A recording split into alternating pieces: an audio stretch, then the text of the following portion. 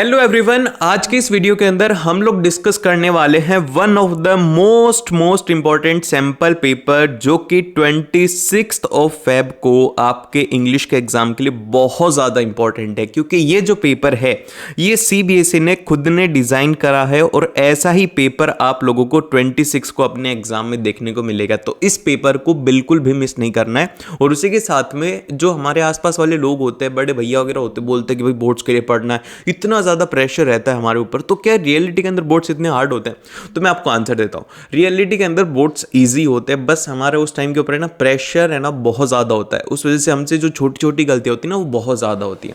अब जैसे कि फॉर एग्जाम्पल के लिए आपको मैं बताऊँ, मेरा जो फर्स्ट पेपर था ना, जब मैं क्लास 10th में था, तो मेरा फर्स्ट पेपर था इंग्लिश का। आप लोगों का हिंदी का है, लेकिन इंग्लिश का पेपर था। हुआ क्या कि मेरे को डर लग रहा था और एक रात पहले मुझे नींद आई नहीं, क्योंकि है ना ये था कि भाई क्या होगा, कैसा पेपर आएगा, मेरे अच्छे नंबर आएंगे नहीं आएंगे, अगर मैं एग्ज़ाम के अंदर ब्लैंक हो गया तो। सबसे बड़ा फियर तो ये है ना कि कहीं मैं एग्ज़ाम के अंदर भूल गया तो। अब यही बात थी, तो इसके अंदर इस डर की वजह से मुझे ना रात को 3 बजे तक नींद नहीं आई और सुबह 10 बजे मेरा पेपर था। तो अब हुआ, मैं सो गया। अब उसके बाद में 8-9 बजे खड़ा हुआ था, रिवीजन वगैरह किया नहीं, सीधा एग्जाम में गया। अब उस वजह से मेरे अंदर एक फियर हो गया। अब उस फियर की वजह से क्या हुआ कि जब मैंने स्टार्टिंग के अंदर ग्रामर और राइटिंग सेक्शन को अटेम्प्ट करा ना, तो राइटिंग के अंदर मैंने क्या किया, पहले सेकंड वाले पार्ट को अटेम्प्ट कर लिया और फिर मेरे को लगा कि यार ये वाला तो मेरे को आ ही नहीं रहा। फिर मैंने उसको कट किया, फिर उसके बाद में दूसरा लिखा, तो मेरे को लगा यार अब तो मेरे पास में टाइम ही नहीं है। और ऐसे करते करते लास्ट के अंदर मेरे 1-2 नंबर के इसमें क्वेश्चन छूट गए। अब ये जो बात है ना, अगर मेरे को ये अच्छे से पता होता कि भाई चॉइस वाले क्वेश्चंस कैसे अटेम्प्ट करने हैं, कैसा पेपर आता है, कैसा पेपर पैटर्न होता है, तो मेरे से सब गलतियां होती ही नहीं। तो इसीलिए अगर आपसे गलती ना हो तो इस पेपर को पूरा जरूर से देखना, क्योंकि बहुत ज़्यादा इंपॉर्टेंट रहता है आपके एग्जाम से पहले कि आपको एग्जाम के बारे में पता हो कि उसमें किस तरीके के क्वेश्चन पूछे जाने वाले। तो बिना टाइम वेस्ट के हम लोग सीधा स्टार्ट करते हैं। तो देखो, सबसे फर्स्ट तो आप लोगों को है ना इंग्लिश के अंदर है ना 3 सेक्शन देखने को मिलेंगे। सबसे पहला रहेगा रीडिंग का, देन फिर ग्रामर का और राइटिंग का, फिर लास्ट के अंदर रहेगा लिटरेचर का। अब मोस्ट ऑफ द स्टूडेंट क्या करते हैं, जाते ही एग्जाम के अंदर खोला तो सीधा देखेंगे सेक्शन ए और इसी को करना स्टार्ट कर दे। अब होता क्या है इसके अंदर, दिक्कत ये है कि हमें पता ही नहीं लगता कि कब हमने इसके अंदर 45 मिनट्स दे दिए और हमसे सॉल्व ही नहीं हो रहा, फिर भी हमें 1-1.5 घंटा लग गया। अब 2 घंटे बचे आपके पास में और आपके पास में पेपर बचा हुआ है आधे से ज़्यादा। तो इस केस के अंदर क्या करना है, आपको सेक्शन ए को है ना बाद में करना है। सबसे पहले ग्रामर कर लो या फिर आप लोग लिटरेचर वाले क्वेश्चंस कर लो, क्योंकि ये वो क्वेश्चंस होते हैं जो कि हम लोग घर से पढ़ के गए होते हैं। लिटरेचर में तो हमें पता है कि यार हमारी बुक से ही क्वेश्चन है, लेकिन अनसीन पैसेज के अंदर क्या पता कि कैसे पैसेज होंगे। और सीबीएसई का लास्ट 10 साल का रिकॉर्ड है कि सीबीएसई हर बार अनसीन पैसेज को क्या कर देता है, टफ कर देता है, लैंग्वेज उसकी बिगाड़ देता है, जिस वजह से स्टूडेंट स्ट्रेस में आ जाते हैं और उनसे वो सॉल्व नहीं होता और उनका टाइम वेस्ट होता है। तो इसीलिए आपको अपनी स्ट्रेटेजी इस तरीके से रखनी है कि सबसे पहले आप लिटरेचर या फिर ग्रामर अटेम्प्ट करोगे, लास्ट के अंदर रीडिंग सेक्शन आपको अटेम्प्ट करना है। अब हम लोग बिना टाइम वेस्ट के सीधा इसको सॉल्व करना स्टार्ट करते हैं। आप लोगों के राइटिंग और जो ग्रामर का सेक्शन है वो आप लोगों को 20 मार्क्स का देखने को मिलता है, जिसमें से आप लोगों की जो ग्रामर होती है वो होती है 10 मार्क्स की, जिसके अंदर की आप लोगों को यहाँ पर 12 क्वेश्चंस देखने को मिलते हैं, जिनमें से कोई भी 10 अटेम्प्ट करने होते हैं। बहुत ही ज्यादा सिंपल पेपर आता है ग्रामर का। हम लोग इसे स्टार्ट करते हैं। अब देखो, इसके अंदर सबसे पहला क्वेश्चन है, ये है फिल इन द ब्लैंक वाला क्वेश्चन है। इसके अंदर आपको जो भी फॉर्म दी हुई है उसको सही ढंग से फिल करना है इसमें। अब हमारा फर्स्ट क्वेश्चन यहां पर आता है, जिसके अंदर कि हमें गिवन है कि dear sir, this is with reference to the committee letter of recommendation that highlight. अब तो यहां पर ये जो वर्ड आपको गिवन है हाईलाइट, अब आपको इसको करेक्ट फॉर्म बताने कि इसके अंदर क्या होगा। तो सबसे पहला काम होता है कि हमें इसके अंदर आइडेंटिफाई करना होगा कि इसके अंदर टेंस कौन सा है। तो जब आप लोग इस सेंटेंस को देखोगे तो आपको पता लगेगा कि भैया इसके अंदर तो सिंपल प्रेजेंट टेंस यहां पर है। अब जब ये सिंपल प्रेजेंट टेंस हुआ तो अब यहां पर हमारे पास में 2 चॉइसेस बनेंगी वर्ब की, ठीक है। अब जो सबसे फर्स्ट चॉइस है वो ये है कि यहाँ पे हम लोग क्या करेंगे, जो हमारी बेस फॉर्म है उसी को एज इट इज लिख देंगे। और जो दूसरा होता है इसका ये होता है कि यहाँ पर आप लोग बोल सकते हो कि बेस फॉर्म होती है प्लस उसके अंदर एस होता है। अब यहाँ पे आपको एक बात ध्यान होनी चाहिए, यहाँ पर थोड़ा सा उल्टा होता है कि जब हमारा जो सब्जेक्ट है वो क्या हो, वो हो अगर प्लूरल, तो उस केस के अंदर हम लोग क्या यूज में लेते हैं, सिर्फ और सिर्फ बेस फॉर्म। लेकिन जब आप यहाँ पर देखोगे तो हमारे जो सब्जेक्ट है वो है सिंगुलर, तो यहाँ पे हमारे जो करेक्ट आंसर हो जाएगा वो क्या हो जाएगा, वो हो जाएगा बेस फॉर्म प्लस एस। तो यहाँ पर ये सही आंसर हो जाएगा हमारा हाईलाइट्स, इसका एकदम से करेक्ट आंसर होगा।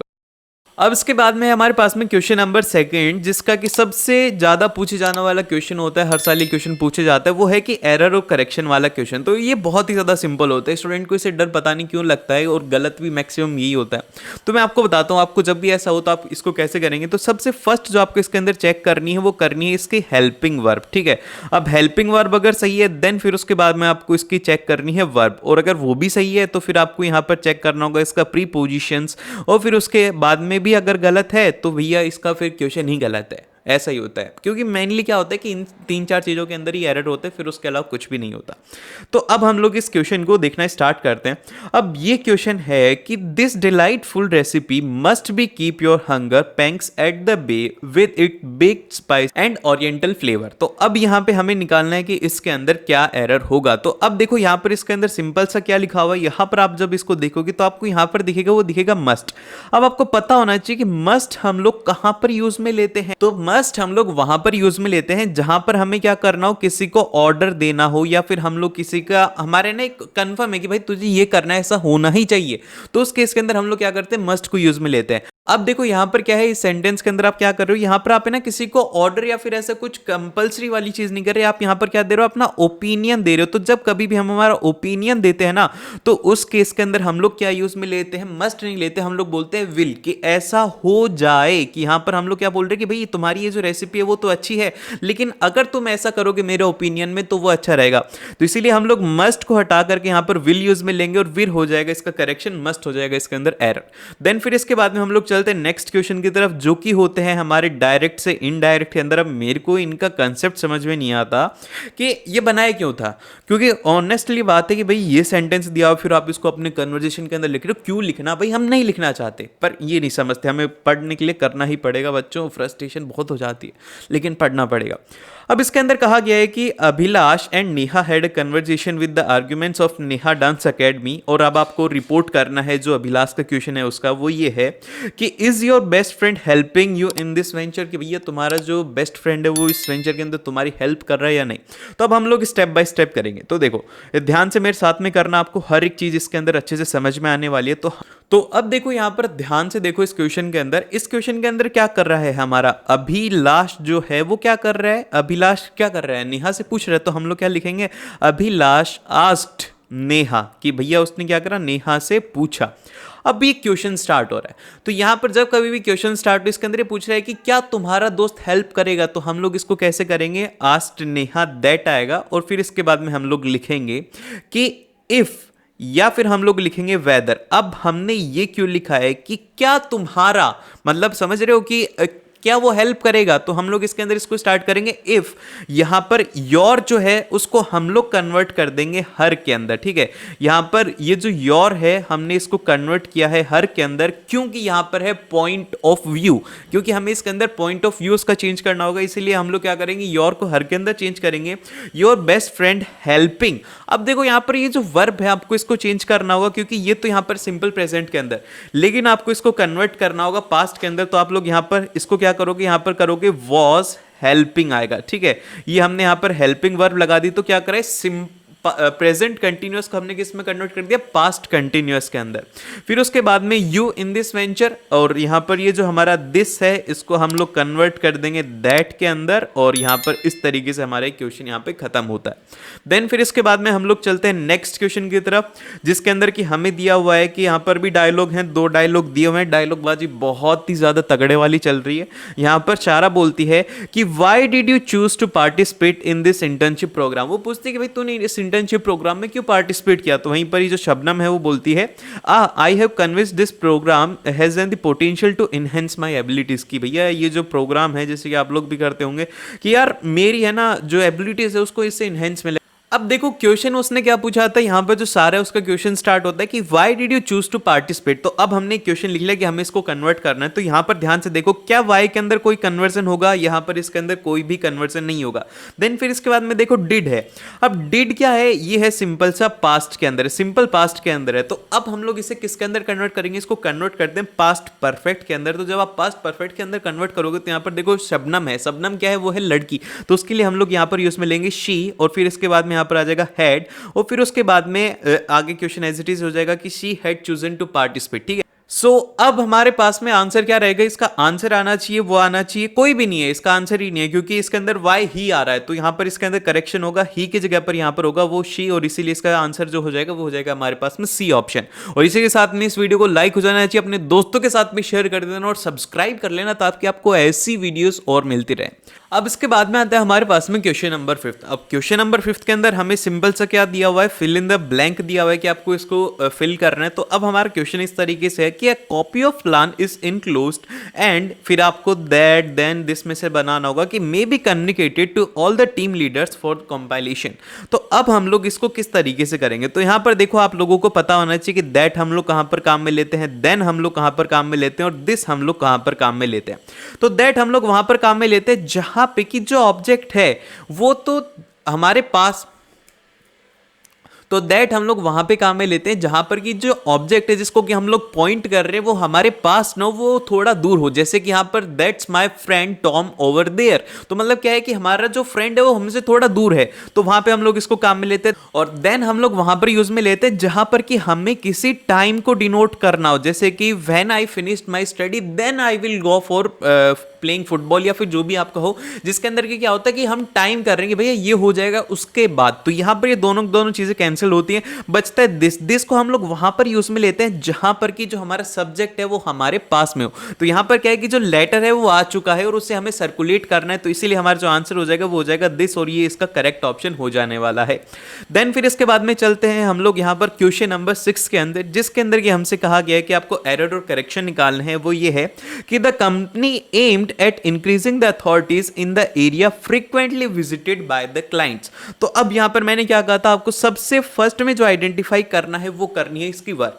तो जब आप इसकी वर्ब देखोगे तो वो क्या है, वो है एम्ड। अब एम्ड के अंदर जब आप देखोगे तो यहां पर ये क्या है, ये कंप्लीट हो चुका है, और इसके अंदर हमें क्या कहा जा रहा है कि ऐसा हो चुका है, लेकिन यहां पर करंटली। अब देखो यहां पर इसको सिंपल सा हिंदी के अंदर समझो, एम्ड का मतलब क्या होता है कि वो चाहती थी, कि मतलब ऐसा क्या हो गया, ये हो गया पास्ट के अंदर कि भैया वो चाहते थे कि हमारा बच्चा अच्छा ऑफिसर बने, लेकिन वो नहीं बना, चाहते थे। लेकिन अभी यहां पर क्या है कि the company aimed at increasing the authority, तो मतलब क्या है कि यहां पर वो चाहती है, अभी भी करंट प्रोजेक्शन है, तो यहां पर हम इससे क्या करेंगे, एमिंग आएगा इसका करेक्ट आंसर। और सिंपल सा ये समझो कि यार ज्यादा अगर समझ में नहीं आई ये बात तो ये समझो कि ये क्या है, ये है पास्ट के अंदर, और हमें इसको किसके अंदर, तो हमें इसको कन्वर्ट करना होगा प्रेजेंट के अंदर। ठीक है, समझ रहे हो मेरी बात, तो हम इसे सिंपल सा प्रेजेंट के अंदर इसे कन्वर्ट कर देंगे। देन फिर इसके बाद में आता है हमारे पास में हमारा अगला क्वेश्चन।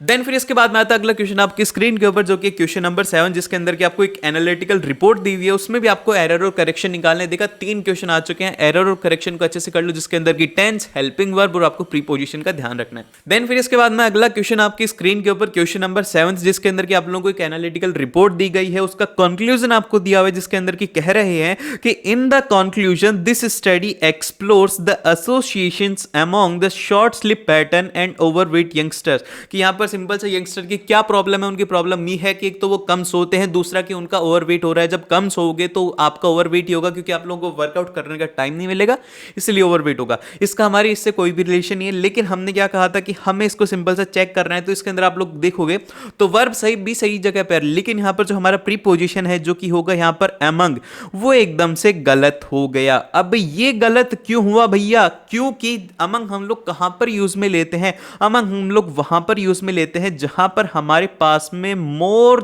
देन 2, या बोल सकते हो कि मोर देन 2 ऑब्जेक्ट्स हों। तो अब हम यहां पर 2 बातों की थोड़ी बात कर रहे हैं हम लोग। सिंपल से किसकी बात करें, एक तो स्लिप पैटर्न की और ओवरवेट की। तो यहां पर सिंपल से क्या है, 2 चीजें होती है। तो जब कभी भी 2 चीजें होती है हम उसके लिए यूज में लेते हैं बिटवीन, और BW को हम लोग बोलते हैं बिटवीन। और आप लोग कमेंट करो इसकी फुल स्पेलिंग अगर आपको आती होगी, बहुत सारे स्टूडेंट इसके अंदर भी गलती कर देंगे, देखते हैं कि किस किस को इसकी फुल स्पेलिंग आती है। तो अब हमारे पास में आता है क्वेश्चन नंबर 8, जो कि आपको बहुत ही ज्यादा दिल से भावुक कर देने वाला है। तो भैया इस क्वेश्चन को ध्यान से सुनना। तो अब देखो मेरा माइक भी मेरे पास में आकर के भावुक हो गया था। तो अब इसके अंदर कहा गया है कि the experience of nursing an injured but left me grateful for knowing the importance of being kind and compensate to all the creatures. तो भैया जो भी एक जैसे कि बर्ड थी वो हर्ट हो गई थी, तो उसको नर्सिंग करके उसकी हेल्प करके जो मेरे दिल को सेटिस्फेक्शन मिला ना, वो कहीं पे भी नहीं मिल सकता। जैसे कि मेरे को आप लोगों को सेटिस्फेक्शन मिलता है, एक रात पहले आपको याद आता है कि यार कल पेपर है, फिर आते हो ऐसी वीडियोस देखते हो जिससे मज़ा आता है और जिनमें आपको नॉलेज मिलता है, तो इसीलिए सब्सक्राइब कर लेना चाहिए ना।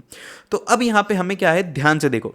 अब इसके अंदर क्या हो रहा है कि वो यहाँ पर क्या वो चीज़ कंटिन्यू हो रही है, उसने ना अभी भी उसको क्या वो फीलिंग आ रही है। तो जब कभी भी ऐसा हो कि जहां पर हमारी कंटिन्यूअसली फीलिंग चल रही हो, तो देखो इसके अंदर क्या है कि इसके अंदर उसको है ना अभी भी कंटिन्यूअसली फीलिंग आ रही है कि भाई मैंने अच्छा काम किया, और वो 2-3 दिन तक रहती है। तो यहाँ पर क्या हो रहा है, ये कॉन्टिन्यूअस सेक्शन हो रहा है। तो जब कभी भी कॉन्टिन्यूअस सेक्शन हो तो हम लोग उसके लिए क्या यूज में लेते हैं, वो यूज में लेते हैं हम लोग यहाँ पर उसके लिए लेंगे फीलिंग। इसका एकदम से करेक्ट होगा। लेकिन अब आपके डाउट आएगा कि भैया ए वाला ऑप्शन तो सही होगा, एक बार बी वाला भी बता दो। इसके अंदर हैविंग फेल्ट का मतलब क्या हुआ, इसका मतलब ये हुआ कि वो काम हो चुका, ठीक है, वो काम हो चुका और उसके बाद में नया काम स्टार्ट होने वाला है। तो वहां पर हम लोग क्या यूज में लेते हैं, हैविंग फेल्ट।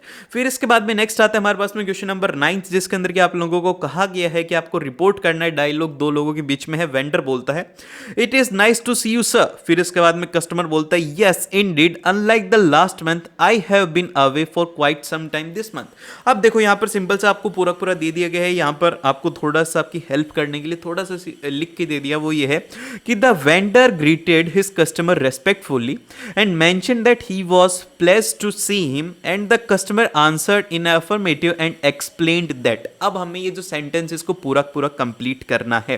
तो देखो यहाँ पे अब हम किस किस चीज को चेंज करेंगे। तो सबसे पहले जो हमारा लास्ट मंथ है ना, उसको हमें कन्वर्ट करना होगा। देखो अब मैं हर एक बात आप लोगों को इसके अंदर बताने वाला हूँ। लास्ट मंथ जो है उसको हम लोग कभी भी, जैसे कि टुमारो होता है तो हम लोग उसको बोलते हैं द डे आफ्टर टुमारो। तो लास्ट मंथ है तो हम लोग इसको बोलेंगे, द नहीं लगाएंगे इसके आगे, हम लोग इसको लगाएंगे प्रीवियस मंथ, ठीक है। इसके लिए हम लोग क्या लगाएंगे, प्रीवियस मंथ। और दिस को हम लोग इसके अंदर किसके अंदर कन्वर्ट करने वाले हैं, दिस को हम लोग करेंगे यहाँ पर दैट में कन्वर्ट। और इसके अलावा यहाँ पे कुछ भी नहीं है, सिंपल से हम लोग जो पास्ट में करते आए हैं, जैसे कि हैव को हम लोग किसके अंदर कन्वर्ट कर देंगे, वो कर देंगे हैड के अंदर। और इसके अलावा इसके अंदर ऐसी कोई भी चीज़ नहीं है जो कि आपको नहीं आती है। तो कमेंट करके इसका आंसर अभी के अभी आ जाना चाहिए कि भैया इसका आंसर ये सही होगा। जो भी सही करेगा उसको मेरी तरफ से गिफ्ट जरूर से मिलने वाला है। और फिर इसके बाद में चलते हैं हम लोग नेक्स्ट की तरफ, जो क्या था हमारा क्वेश्चन नंबर 10। और इसी के साथ में हमारी ग्रामर कंप्लीट होते हैं। लेकिन 2 क्वेश्चन एडिशनल हैं, जो कि मान लो कि आपको कोई क्वेश्चन नहीं आया तो आप लोग वो कर सकते हो। तो यहां पर ये है क्वेश्चन नंबर 10 में हमें कहा गया है कि आपको फिल इन द ब्लैंक करना है। यहां पर कहा गया कि congratulations change makers, the regional competition awards have been announced and our school music club won the prize, ठीक है। सो देखो अब यहां पर क्या हुआ है कि हमारी जो स्कूल है वो प्राइज को जीत चुकी है। मतलब कि अभी अभी ये रिसेंटली के अंदर ये इवेंट हुआ है। जब कभी भी ऐसा होता है जहां पर कि हमारा इवेंट हो चुका होता है और वो रिसेंट वाला होता है, तो उस केस के अंदर हम लोग क्या यूज में लेते हैं, वहां पर हम लोग यूज में लेते हैं हैज और हैव, और उसके साथ में हम लोग लेते हैं वर्ब की फर्स्ट फॉर्म। सो हम लोग यहाँ पर हैज जो है उसको यूज में लेते हैं सिंगुलर के साथ में, और फिर उसके बाद में जो हमारा हैव है इसको हम लोग लेते हैं प्लूरल के साथ में। तो अब यहाँ पर देखोगे तो यहाँ पर क्या है, वो है सिंगुलर, तो इसीलिए हम लोग यहाँ पर क्या यूज में लेंगे, बोलेंगे हैज। तो यहाँ पर आ जाएगा हैज वॉन। तो ये हो गया इसका एकदम से करेक्ट आंसर। देन फिर इसके बाद में चलते हैं हम लोग क्वेश्चन नंबर 11 के ऊपर, जिसके अंदर कि आप लोगों को एक पॉइंट दिए जिसको कि कंप्लीट करना है। इसमें ये है कि the river runs through the veins, कि भैया जो रिवर है वो वेन्स के थ्रू जाती है, क्योंकि पोइट जो होता है वो हमेशा ऊट पटांगी बातें करता है। और इसके अंदर कहा गया कि the trees and mountains your name, ठीक है। अब यहां पर क्या होगा कि यहां पर आप बोलोगे विल कॉल आएगा, हैड कॉल्ड आएगा, या फिर कॉल्स आएगा। तो यहां पर सिंपल से देखो कि ये क्या है, ट्री है और माउंटेन है, तो ये क्या होगा, ये हो गया प्लूरल। तो प्लूरल के साथ में हम लोग क्या यूज में लेंगे, मैंने अभी अभी बताया था कि हम लोग बेस फॉर्म यूज में लेते हैं। तो इसीलिए हमारा जो आंसर हो जाएगा वो हो जाएगा कॉल, क्योंकि ये जो पोइम है, हमेशा बात याद रखना कि पोइम जो होती है वो लिखी जाती है प्रेजेंट के अंदर। तो इसीलिए हमारे पास में जो करेक्ट आंसर रहने वाला है वो रहने वाला है बी ऑप्शन। तो इसको लॉक कर दिया जाए। चला जाए नेक्स्ट क्वेश्चन के ऊपर, जो कि हमारा क्वेश्चन नंबर 12 होगा।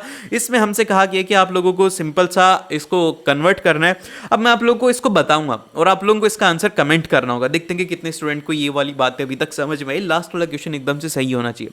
वो ये है कि the passengers will not reach the airport in order to avoid a fine equivalent to 5% of basic fare. तो यहां पर देखो मैंने आपको क्या समझाया था, वो समझाया था कि विल हम लोग कहां पर यूज में लेते हैं, जहां पर कि हमें ना हमारा ओपिनियन देना होता है, वहां पर कंपलसरी नहीं होता। लेकिन यहां पर क्या हो रहा है कि पैसेंजर को स्ट्रिक्ट ऑर्डर दिया जा रहा है कि भैया इसके बाद में अगर रहोगे तो 5% एडिशनल चार्ज लगेगा। तो विल हम लोग यहाँ पर यूज में नहीं लेंगे, तो हम लोग क्या यूज में लेंगे, यहाँ पर हम लोग लेंगे शुड, क्योंकि ये एक तरीके का क्या है, वो है ऑर्डर जो कि आपको मानना ही होगा।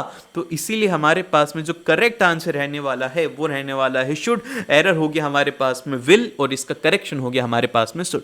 देन फिर इसके बाद में आता है हमारे पास में अगला क्वेश्चन जो कि आप लोगों को एग्जाम के अंदर बहुत ही ज्यादा हेल्प करेगा, क्योंकि मैं आप लोगों को इसके अंदर बताने वाला हूं ऐसे ट्रिक्स जिसकी वजह से आपको एग्जाम में फुल मार्क्स देने वाला। तो भैया ये क्वेश्चन है हमारा। क्वेश्चन के अंदर कहा गया है कि आप है ना जो भी हो आप लोगों को है ना सिंपल सा इसमें ध्यान ही नहीं देना, ये सब बकवास जो भी यहाँ पर लिखा हो वो आप पढ़ लेना। मैं आप लोगों को इंपॉर्टेंट बातें बताता हूँ जिससे कि आपको एग्जाम के अंदर नंबर मिले। तो सबसे पहले आप लोगों को इसके अंदर क्या लिखना होगा, सबसे पहले यहाँ पर आप लोगों का आएगा सेंडर एड्रेस जो कि होगा आपका, क्योंकि आप क्या कर रहे हो, इसको सेंड कर रहे हो जो कि आपको क्वेश्चन के अंदर दिया होगा। अगर नहीं दिया हो तो आप लोगों को कुछ भी अपने मन से बना करके लिख देना, रियल नहीं लिखना। जैसे कि आप ABC स्ट्रीट लिख सकते हो, दिल्ली लिख सकते हो, ऐसा कुछ भी आप रेंडमली लिख सकते हो। देन फिर इसके बाद में आपको एक लाइन का यहाँ पर स्पेस देना है, डेट आपको लिखनी है। डेट का फॉर्मेट यहाँ पर इस तरीके से रहेगा जैसे कि 26 जनवरी जो भी डेट हो उसको, और फिर उसके बाद में 2023, ये इसका पैटर्न होता है। एक लाइन छोड़ करके जो यहाँ पर रिसीव करने वाला है, ठीक है, जो भी यहाँ पर रिसीव करेगा उसका हम लोग यहाँ पर एड्रेस लिख देंगे, जो कि यहाँ पर होगा सबसे पहले। जैसे कि अब हम लोग ये लेटर है ये लिख रहे हैं MLA को, तो यहाँ पर सबसे पहले उनका नाम, फिर उनका एड्रेस, फिर उसके बाद में वहाँ का जो भी सिटी कोड है, जिप कोड है, वो आप लोग इसके अंदर लिखोगे। 3 चीजें लिखनी होती है, सिटी, स्टेट और उसका जिप कोड, ठीक है। अगर नहीं पता है तो आप रैंडमली कुछ भी लिख सकते हो, इसके लिए मार्क्स डिडक्ट नहीं होते हैं। अब ध्यान से सुनो कि आप लोगों को ओपनिंग किस तरीके से करनी है। एक तो सबसे इंपॉर्टेंट होती है ओपनिंग और दूसरी होती है क्लोजिंग। अगर ये दोनों सही ढंग से कर दी तो बाकी के लेटर में आप कुछ भी लिखो, उससे इतना ज्यादा इंपॉर्टेंस नहीं होता। तो सबसे फर्स्ट में आप लोगों को क्या लिखना है, सिंपल सा आप लोग अपनी बेसिक अंडरस्टैंडिंग से लगाओ कि आप लोग क्या बोल रहे हो कि आपको इकोलॉजिकल क्लब से लेकर के आपको कुछ बातें करनी है। तो आपका कंसर्न है ना इकोलॉजिकल क्लब को लेकर के, तो आप उसी के रिगार्डिंग अपने व्यूज, उसी के रिगार्डिंग अपनी जो भी सजेशंस वगैरह वो सब उसी में करने वाले हो। तो अभी उसी तरीके से आपको इसको सेंटेंस के अंदर फ्रेम करना है। तो हम लोग इसको इस तरीके से लिखेंगे कि this letter is written to express my concern about the environmental degradation in our city and suggest a solution that I believe could help in preserving and conserving the nature. मतलब सिंपल सा आपको ये लिखना है कि आपका लिखने का रीजन क्या था। तो यहाँ पर आपने रीजन बता दिया कि भैया मैं इन्वायरमेंटल डिग्रेडेशन को लेकर के बहुत ज्यादा कंसर्न हूँ। दूसरा आपने बता दिया कि मैं इसका सॉल्यूशन आपको किस तरीके से दूंगा। तो जैसे इसको पढ़ेगा वो तो उसको लगेगा कि हाँ यार इस लेटर को मेरे को पूरा पढ़ना चाहिए। देन फिर इसके बाद में आएगा कि I believe that forming a ecological club and appointing eco ministers in our city can be add to this endeavour. कि भैया ये जो आप लोग मैं आपको बता रहा हूँ तो इससे क्या होगा कि हमारे इन्वायरमेंट को बहुत ही ज़्यादा हेल्प मिलेगी। हमारी सिटी के अंदर हमें ऐसे लोगों की बहुत ज़्यादा ज़रूरत है। देन फिर इसके बाद में इसकी क्लोजिंग लाइन देखना वो बहुत ही ज़्यादा इंपॉर्टेंट रहेगी। वो ये है कि madam you requested to kindly consider the suggestion to ensure a better prevention and conservation of nature. तो भैया सिंपल से आपने कहा है, आप उनसे क्या करो, रिक्वेस्ट कर दो। हमेशा एक बात याद रखना कि आप कभी भी उनको ऑर्डर नहीं करोगे, आप लास्ट के अंदर लिखोगे कि मैम मेरी रिक्वेस्ट है कि आप इसको एज सुन एज जितना जल्दी हो सके उसको कर सके। तो आपको यहाँ पर हेल्प चाहिए तो आप उसके अंदर कह रही हो कि आप मेरी सजेशन को मानिए और ज़्यादा जितना जल्दी हो सके उतना जल्दी आप इस काम को स्टार्ट कीजिए। अब एग्जैक्टली ऐसा नहीं होगा क्योंकि ये जो पूरी लैंग्वेज है बुकिश लैंग्वेज है। कभी भी बुकिश लैंग्वेज के फुल मार्क्स नहीं मिलते। हमेशा जो आप लोग इंसान हो तो इंसान बन करके ही अपने एक्सप्रेस लिखा करो। गलत होता है ज़्यादा से ज़्यादा, उसके अलावा कुछ भी नहीं होता। लेकिन जो इंसानी लैंग्वेज होती है बहुत ही ज़्यादा अच्छी होती है। हाँ, और एक और बात, हर एक का सोचने का तरीका अलग अलग होता है, इसलिए सभी के आंसर्स अलग अलग होते हैं। देन फिर हमेशा बात याद रखना कि एक आप लोगों को सिंपल सा फॉर्मल लेटर रहेगा और जो दूसरा लेटर रहेगा वो रहेगा आपका लेटर टू एडिटर का। अब इसके अंदर आप लोगों को क्या बना देगा, अरमान खान। तो जो भी हो उसको आपको क्या करना है, अंडरलाइन कर लेना है। क्योंकि एग्जाम के अंदर क्या होता है कि कई बार हम भावुक होकर के अपने सिग्नेचर कराते हैं, अपना नाम लिखाते हैं, जो कि हमें नहीं करना है। उसी के साथ में आपको जो भी डेजिग्नेशन जो भी पोस्ट दिए हुए वो आपको यहाँ पर करना है। तो यहाँ पर आपको दिया गया कि आप स्कूल कैप्टन हो उज्जवल अकेडमी के, यहाँ पर उसका पूरा एड्रेस दिया हुआ जो कि आपको ध्यान में रखना है। देन फिर इसके बाद में कहा गया है कि you believe that the language can help a bridge regional divides and promote unity. आपका मानना यह है कि जो रीजनल लैंग्वेज होती है इससे यूनिटी को प्रमोट होता है। जैसे कि फॉर एग्जांपल के लिए आप लोग कहीं से भी होंगे, ठीक है, जैसे कि अब मैं मान लेता हूं कि अब मेरे यहाँ पर क्या है, जैसे कि मैं राजस्थान से हूँ।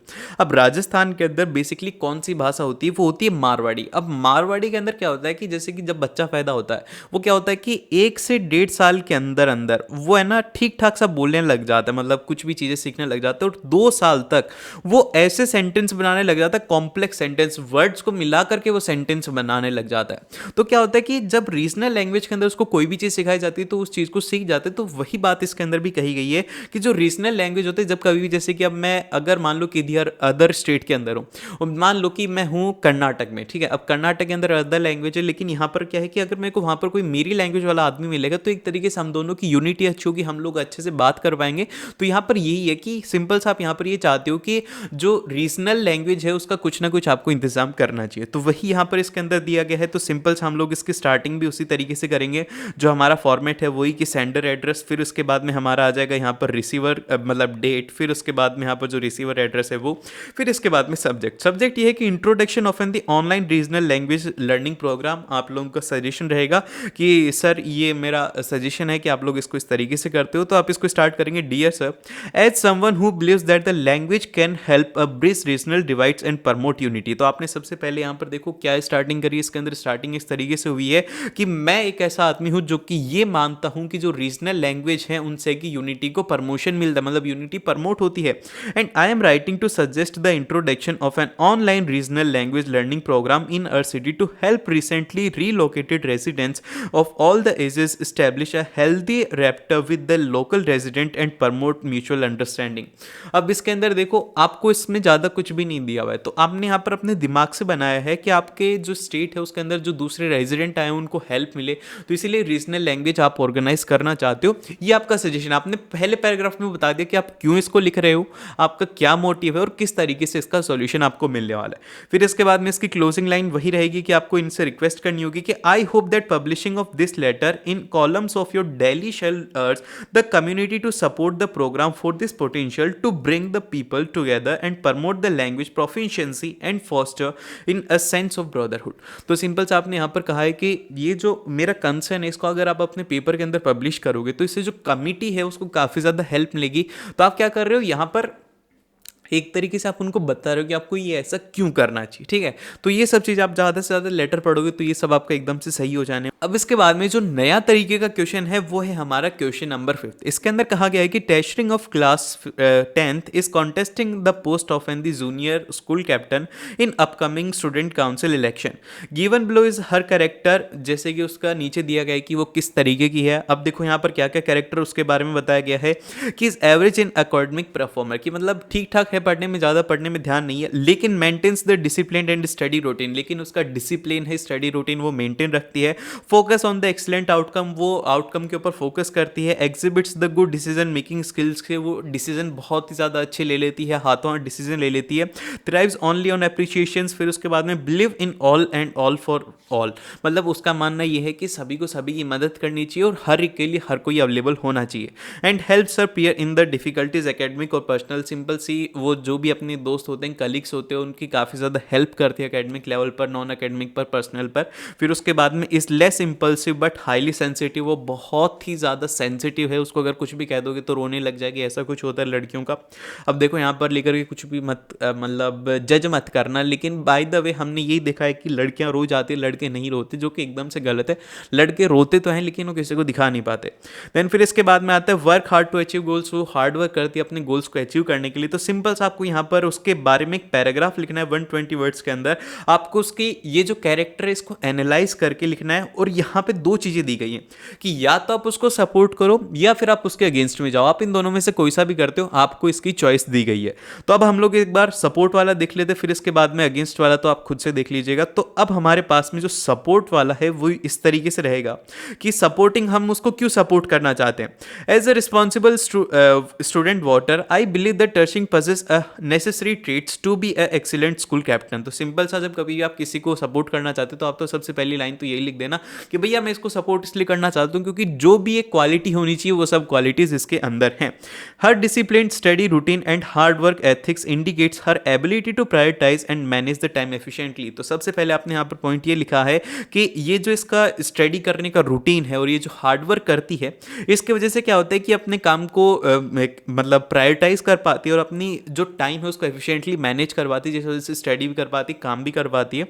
And is less impulsive but sensitive, focuses on the excellent outcome of her task assign to her, demonstrating and decision making skills. तो यहाँ पर सिंपल सा ये बता रहा है कि वो सेंसिटिव तो है, लेकिन वो अपने जो गोल्स हैं उनके ऊपर फोकस करती है। वो ये फोकस करती है कि उसके जो आउटकम हो वो बहुत ही ज़्यादा अच्छे हों। तो ये यहाँ पर दिखाता है कि वो एक बहुत ही ज़्यादा उसकी गुड डिसीजन मेकिंग स्किल्स है, जिस वजह से ये हो पाता है। And additionally her willingness to keep peers in academic and personal. तो आप सिंपल सा लास्ट के अंदर ही कहना चाहते हो कि लास्टली मैं एक बात और कहना चाहूँगा एडिशनली, कि वो जो हेल्प करती है लोगों की, जिस वजह से उसको जरूर से कैप्टन बनना चाहिए। ये सब बातें। फिर इसके बाद में आता है कि difficulties highlights her empathic and caring nature and further more treasuring believes one for all and all for one. ये जो पॉलिसी आपको इसको जरूर से लिखना है, जैसे कि कोई भी अगर आपको इंपॉर्टेंट बात दी गई हो तो आपको उसको जरूर से वहां पे हाईलाइट करना है। देन फिर इसके बाद में यहाँ पे लास्ट जो सेंटेंस है वो यहाँ पर रहेगा कि आप लोग इन रीजंस की वजह से उसको करना चाहते हो। तो for this reasons I believe she has an the potential to be a good school captain and I support her candidate. मतलब कि सिंपल सा भैया वो जो कैंडिडेट है उसको मैं इन्हीं रीजंस की वजह से सपोर्ट करना चाहता हूँ। तो दो बातें हमेशा याद रखना, एक तो ओपनिंग लाइन और क्लोजिंग लाइन। और जब भी ओपनिंग करो तो आपको इस तरीके से वही लाइनें पहले लिखनी जिनका कि आपको 100% श्योर हो कि वो सब चीजें सही हो। अब देखो इसके बाद में इसका सेकंड पार्ट दिया गया है जो कि 5B है। अब की बार जितने भी आप लोगों को क्वेश्चंस दिए गए हैं वो इस तरीके से दिए गए हैं कि आप लोगों को इनको एनालाइज करना है, सपोर्ट करना है, फिर इनका अगेंस्ट के अंदर जाना है। तो अब इसी तरीके से हमारा ये वाला क्वेश्चन है, इसके अंदर हमसे कहा गया कि as a captain of the school cultural club you have been asked to study the given inventory provided by the tour organisation vendor. कि आपको सिंपल सा जो वेंडर है उसने आपको ये सब दिया है कि भैया ये हमारा टूर प्लान है, तो उसको लेकर के आपको सब चीज़ें बतानी है। और इसका पूरा पूरा आपको एनालिसिस दिया गया है कि 22 नवंबर को ये होने वाला है, 23 नवंबर को ये होगा, कितना टाइम लगेगा। तो ये सब आपको डेटा गिवन है। तो अब हम लोग इसको स्टार्ट करते हैं। यहाँ पे हम लोग इसकी स्टार्टिंग इस तरीके से करेंगे। A thorough analysis of an inventory provided by the tour organisation vendor reveals that the tour proposal should be accepted. Simple सा पहले आपने जैसे कि पहले वाले सेंटेंस के अंदर हमने कहा था कि भैया इसके जो नेचर हैं, इसके जो कैरेक्टर ट्रेट्स हैं, उसको देख करके हम लोग ये बोलते हैं कि इसको एक्सेप्ट किया जाना चाहिए। तो उसी तरीके से आप इसके अंदर भी पहली लाइन यही लिखोगे कि भैया इन्होंने जो हमें प्रोवाइड किया गया है उसके अकॉर्डिंग हम लोग ये कहना चाहते हैं कि इसको जरूर से ही एक्सेप्ट करना चाहिए। देन फिर इसके बाद में नेक्स्ट ही है कि it is an the well plan and includes an array of an the educational activities for the student. फिर इसके बाद में आगे लिखा हुआ है कि the inclusion of an the visit to an the Bharat garden, और फिर उसके बाद में कहाँ कहाँ पर ये जाने वाले, तो वो सब चीज़ें आपको यहाँ पर लिखनी है। और इसके अंदर आपको एक चीज़ और जरूर से इंक्लूड करनी है, जैसे कि अगर आप कोई भी डेटा इसके अंदर अगर लिखो, जैसे कि आप डेटा लिख रहे हो, तो उस डेटा को क्या करना है, आपको वहां पर करना है इसको हाईलाइट। जिससे कि क्या होगा कि सीधा क्या होता है कि जब कभी हम किसी भी डेटा को हाईलाइट करते हैं ना, तो वो एक अच्छा इंप्रेशन डालता है। और ये एक पेपर प्रेजेंटेशन के लिए बहुत ही ज़्यादा इंपॉर्टेंट होता है कि अगर आपके पास में कोई भी डेटा हो किसी भी आंसर के अंदर, चाहे से वो लिटरेचर हो, ग्रामर हो, राइटिंग हो, आपको उसके अंदर जरूर से उसको इंक्लूड करना चाहिए।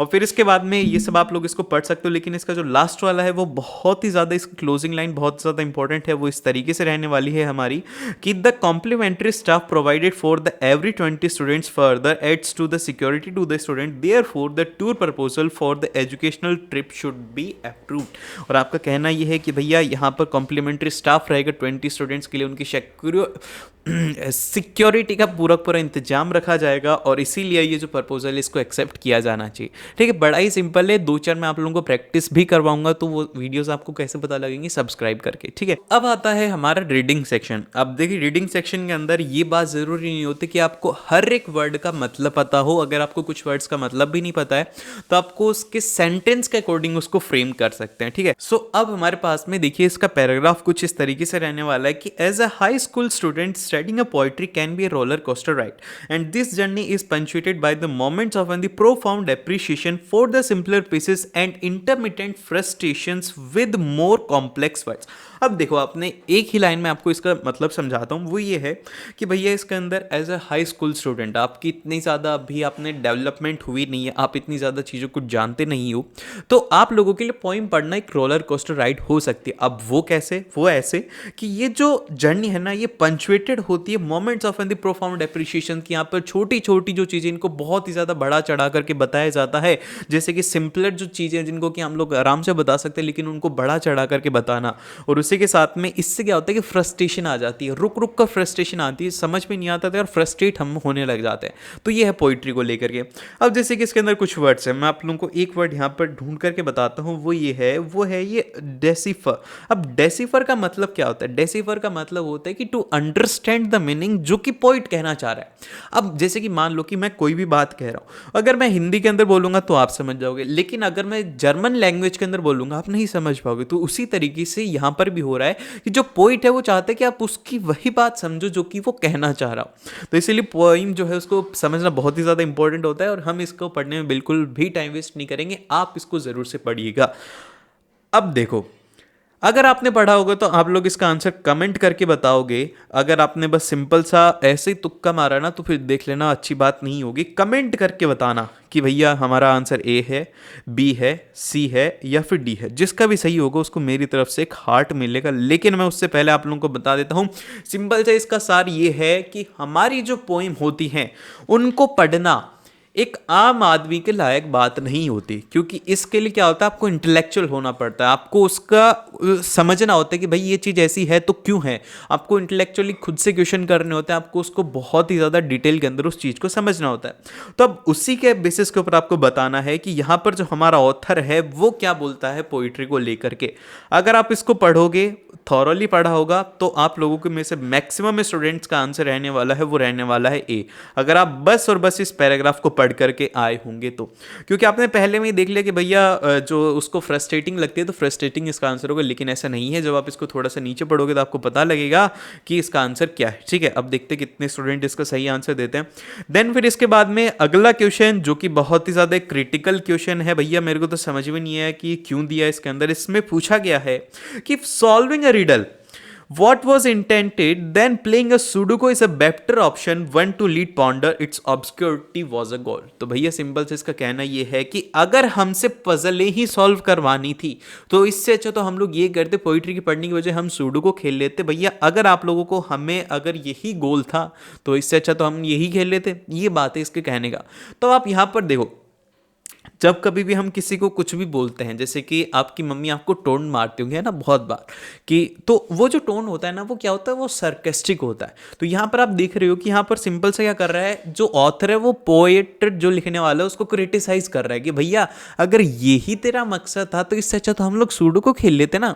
तो ये क्या है यहाँ पर, क्या है, ये है टोन है सरकेस्टिक। अब इसके अंदर अगर मैं आपको ये पढ़ करके समझाऊंगा तो ये बेवकूफ़ी होगी। बेवकूफ़ी इसलिए होगी क्योंकि हर एक स्टूडेंट का लिखने का आंसर का तरीका अलग होता है। अब इसमें इन्होंने क्या लिखा है कि the statement if solving a riddle was in the intended then playing a sudoku is a better option suggest that writer is not impressed by the level of a complexity in a some poetry. भैया simple से हमारा जो author है उसका कहना ये है कि ये जो हमारा जो पोइट होते हैं जो कि लिखते हैं इनको, तो भैया इनको इतनी ज़्यादा कॉम्प्लेक्स बनाने की क्या ज़रूरत है। तो वही ऑथर इसके अंदर बातें कह रहा है। फिर उसके बाद में additionally the phrase leads to the ponder if obscurity was a goal implies that the writer believes that poet may be intentionally make their words difficult to understand. ये बात जरूर से हो सकती है कि जो हमारे पोइट हैं वो जानबूझ करके ऐसे वर्ड्स लाते हैं जिससे कि हम लोग उनको समझ ना पाए और हमें उसके अंदर डिफिकल्टी हो। तो यहाँ पर क्या कर रहे हैं, पूरा पूरा सरकेस्टिक टोन है, दो इसके आंसर दिए हुए हैं। तो हमारा जो मैक्सिमम सही आंसर है वो है ये सरकेस्टिक टोन वाला। देन फिर इसके बाद में हमारे पास में अगला क्वेश्चन आता है जिसके अंदर कि हमें कहा गया है कि आपको इसको कंप्लीट करना है सेंटेंस को। The author uses a vivid imaginary in a paragraph 3 such as curled up in a ball and cry and jump up and jump down with the joy greatly affects the reader because. अब ये आप कैसे इसको answer करोगे। इसमें कहा गया है कि भैया ऊपर कूदना नीचे कूदना खुशी के साथ में, ये कैसे हो सकता है। तो जब कभी आप पोइट्री पढ़ते होंगे तो उसके अंदर कुछ कुछ ऐसे वर्ड्स होते हैं जिनको क्या ना आपको ना रोलर कोस्टर होता है, आपको गूज बम्स उनसे आने लग जाते हैं। तो वही यहाँ पर है कि ऐसे वर्ड्स जिनको कि हम लोग आसानी से रिलेट कर पाएँ और वो एक रिदम भी बजे तो हमें उनसे में गूंज जाती है। अरे यार क्या बोला मैंने, कि जब कभी भी वो रिदम के अंदर गूंजते हैं तो उससे हमें गूज बम्स आते हैं। तो अब यहाँ पर यह आता है कि इसको हम लोग इस तरीके से करेंगे, वो ये है कि it creates a powerful emotional impact and enhances the reader understanding of intensity of emotion that can be conveyed through a poetry। तो भैया सिंपल से उसका कहना यह है कि इससे एक पावरफुल इमोशनल इम्पैक्ट होता है जिससे कि जो रीडर की अंडरस्टैंडिंग है वो बढ़ पाती है। जब कभी भी आप ऐसा करते हो कि उसके इमोशंस को अगर आप ट्रिगर कर पाते हो तो उसकी समझने की शक्ति ज़्यादा बढ़ती है और उसी के साथ में इंटेंसिटी ऑफ द इमोशन है उससे उसकी पोइट्री जा पाती। देन फिर इसके बाद में इसका फोर्थ क्वेश्चन है जिसके अंदर कि हमें एंटोनिम्स निकालने हैं, तो मैं आप लोगों को इनमें इसके मतलब बता देता हूं जिससे कि आप लोगों को कोई भी दिक्कत ना हो। ठीक है, तो मैंने यहाँ पर लिख रखा है आप लोगों के लिए क्योंकि ये वर्ड्स के मीनिंग आपको जानना बहुत ज़्यादा ज़रूरी है। सबसे फर्स्ट है कि इंटरव्यूइंग और ऑफ पुटिंग। इंटरव्यूइंग का मतलब होता है क्यूरियस करना, आपको क्यूरियोसिटी होती है ना कि ये चीज़ें कैसे होती है, जैसे कि स्पेस को लेकर के होती है, मेरे को बहुत ज़्यादा होती है। एक तो हॉरर चीज़ों को लेकर के, हॉरर जो कहानी होती है उनको लेकर के, स्पेस को लेकर के और चीज़ें कैसे काम करती है इन चीज़ को लेकर के मैं ना हर किसी से कुछ भी पूछने लग जाता हूँ।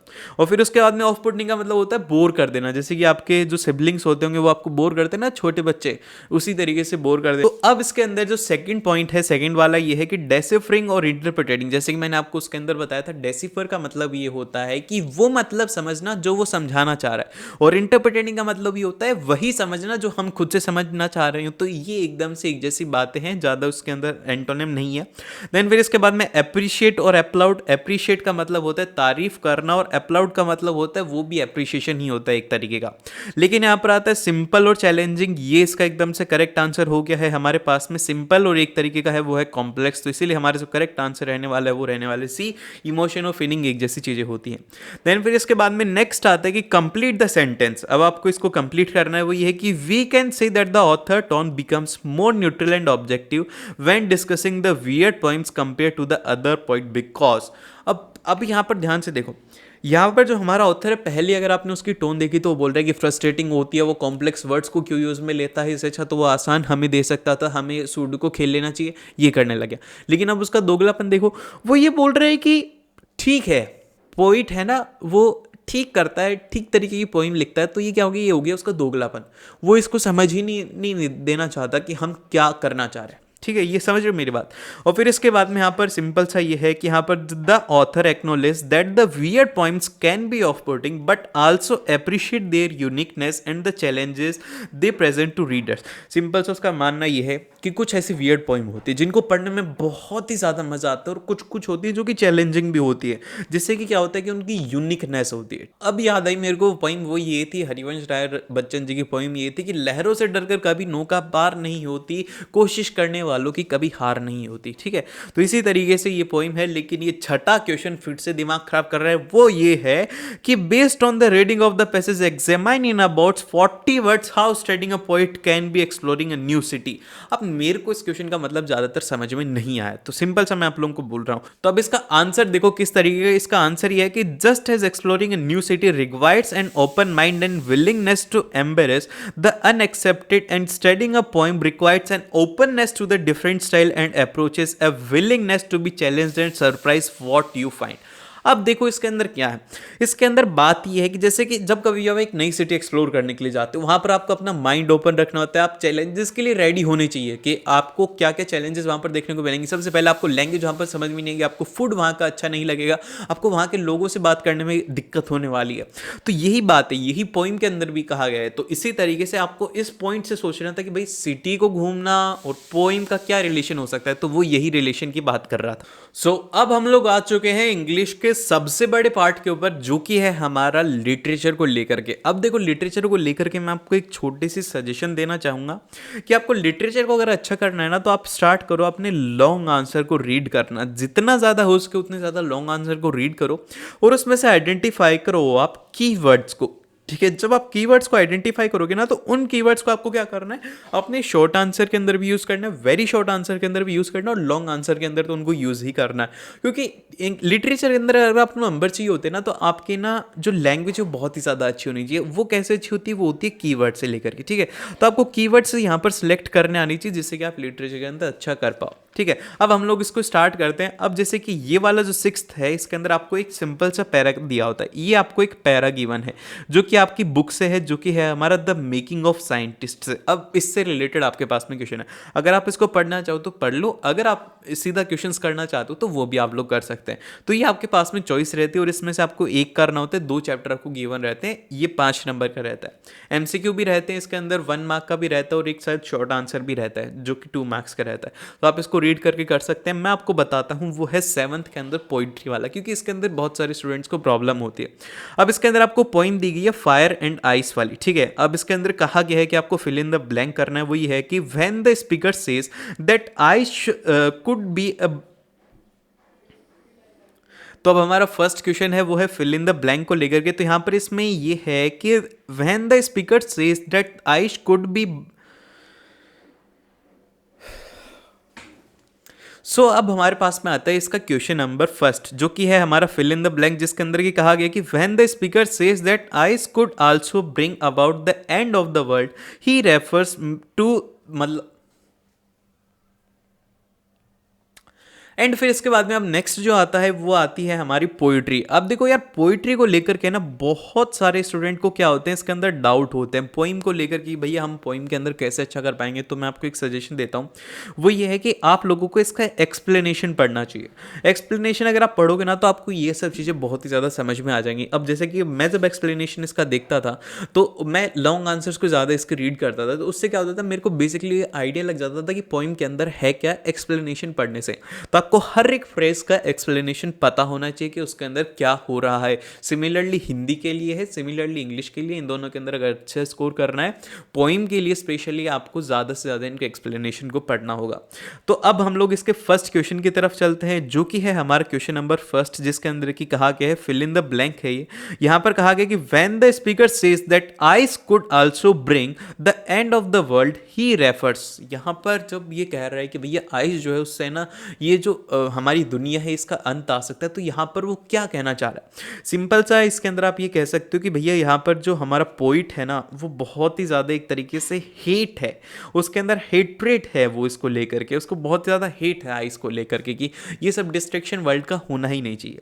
देन फिर इसके बाद में यहाँ पर नेक्स्ट आता है कि what does the speaker alignments with those who favour ice suggest. तो अब हम लोग इसका आंसर देख लेते हैं। इसका आंसर इस तरीके से रहने वाला है कि the speaker alignment with those who favour the ice suggest that they have seen the destructive consequences of lack of empathy and the emotional connection। तो यहाँ पर उसका कहना ये है कि आइस को जो भी फेवर करते हैं वो लोग होते हैं जिन्होंने डिस्ट्रक्टिव कॉन्सिक्वेंसेस देख लिए होते हैं, इमोशनली जिनको सपोर्ट नहीं मिलता, जिनको लोग आसपास के जैसे कि उनकी गलती हो जाती है उनको कोई सपोर्ट करने वाला नहीं होता, इमोशनली बहुत ही ज़्यादा अकेले होते हैं। तो ऐसे लोगों को लेकर के यहाँ पर हमारा जो पॉइंट है वो कहना चाह रहा है। Then which of the following best describe the speaker's attitude towards the distraction caused by ice. तो यहाँ पर ये जो आइस है इसको लेकर के कैसा है वो। अब इसका आंसर क्या होगा, तो देखो इसका आंसर आप लोगों को मिलेगा इसी पॉइंट के अंदर, जिसके अंदर की कहा गया कि to say that the distraction of ice is also great. तो यहाँ पर ग्रेट बोल रहा है, तो मतलब एक तरीके से उसको अप्रिशिएट कर रहे, रेस्पेक्टफुली उसको बोल रहा है। तो यहाँ पर क्या इसका आंसर होगा, वो होगा इनडिफरेंट, जो कि एकदम से गलत है, फियरफुल वो भी गलत है, डिमेंसिव वो भी गलत है, लेकिन रेस्पेक्टफुल इसका एकदम से सही है, डी उसका सही रहने वाला है। और फिर उसके बाद में आते हैं कि comment on the poet use of a language in this line. तो यहाँ पर इसका आंसर ये रहेगा कि the language used in this line is simple and straight forward. अगर आप इतना लिखते हो तो इसका 1 मार्क है, फिर आगे आप इसको एक्सप्लेन कर सकते हो जो भी आप अपनी लैंग्वेज में करना चाहो। तो ये है कि यहाँ पर the word and the phrase are easy to understand and the poem is written in a very simple language. वही बात को फिर से लिख दिया लेकिन उसका मार्क्स ज़्यादा मिल जाता है। फिर इसके बाद में हमारे पास में ये है क्वेश्चंस। अगर मैं आपको ये क्वेश्चंस पढ़ करके बताऊंगा तो इनका कोई सेंस नहीं निकलता। मैंने आप लोगों को बता दिया है कि आप लोगों को इनके लिए कीवर्ड बहुत ही ज़्यादा इंपॉर्टेंट है, और अगर आप लोग कहोगे तो मैं इसके लिए एक डेडिकेटेड वीडियो ला दूंगा जिसमें कि आप लोगों को यही मैं एक्सप्लेन करने वाला हूं कि आपको किस तरीके से आंसर लिखना चाहिए। तो मिलते हैं आप लोग उस नेक्स्ट वीडियो के अंदर। मेक श्योर कि आप इस वीडियो को जरूर से लाइक करो और सब्सक्राइब बटन को तोड़ दो और अपने दोस्तों के साथ में इसे जरूर से शेयर करना।